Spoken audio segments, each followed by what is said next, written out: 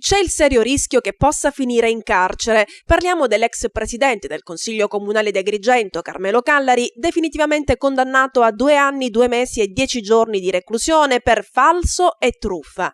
La Corte di Cassazione infatti ha rigettato il ricorso della difesa di Carmelo Callari. Il sostituto procuratore Rita Fulantelli gli avrebbe già fatto notificare un ordine di carcerazione.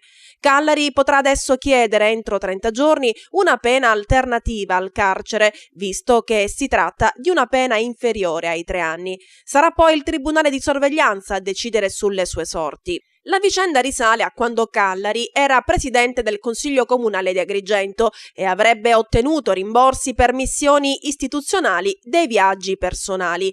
L'indagine fu condotta dalla Digos e coordinata dal procuratore aggiunto Ignazio Fonso e dal PM Andrea Maggioni.